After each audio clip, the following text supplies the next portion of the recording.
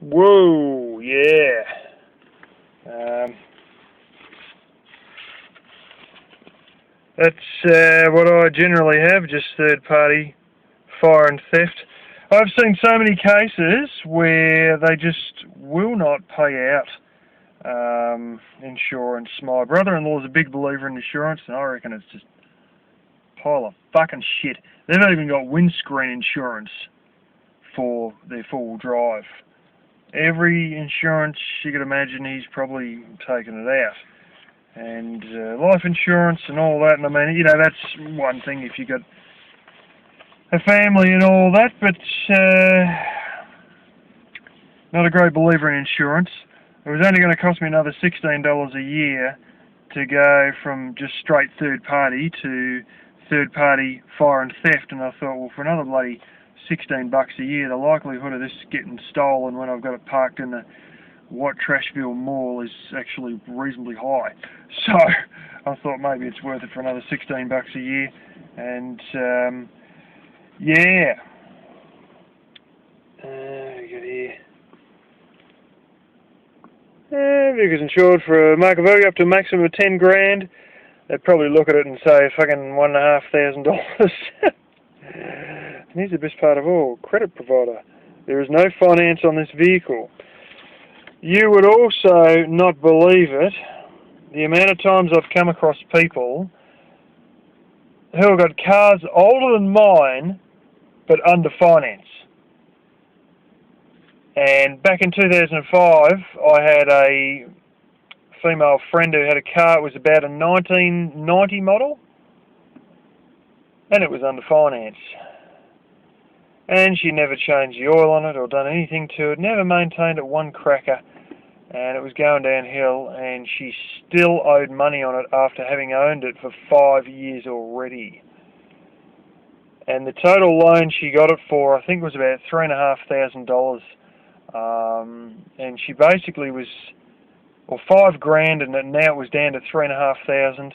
And she'd basically gone not very far at all, if anywhere, almost just paying interest only after 5 years of owning this car. Yet the maintenance on it was so low that the poor bastard was likely to blow a bloody engine due to lack of friggin' oil in it or something stupid like that. And you just think, what the fuck, you're going to have a dead car that's no good and you still got finance on it.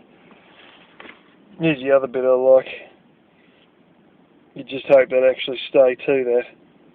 $20 million liability cover, so if I pitch the thing up the arse of a frickin' Rolls Royce or something, I'm covered, theoretically, or if I drive it through the front of someone's friggin' house or whatever, I'm covered. The reality is that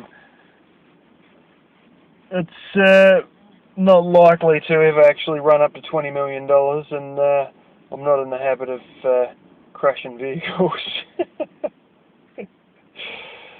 Anyway, thought I'd point out a few things about my ideas of insurance and the fact that so many people, always whinging about struggling, but they have got things that they should have paid in cash that they got under finance, and then they have them under finance for years by having these interest-only frickin' finance and shit like that, and oh man, if you get on and pay it off, you wouldn't have such an issue as opposed to just holding a loan for 5 years and only paying the interest, And I mean, I can't really speak because, this place here, I've got an interest-only loan on this, but in a way that's good when I'm in and out of casual work because the interest alone, I can actually pay directly out of welfare because it's so low, the interest-only payments, that I can usually pay them out of welfare.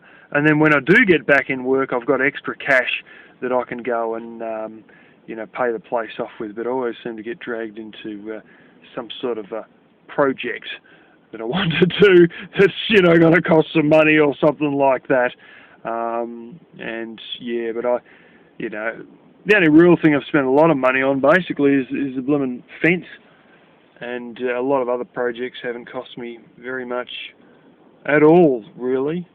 Aside from the cardboard house, that was it was about $4 grand there that probably in hindsight should have gone to better purposes. But anyway,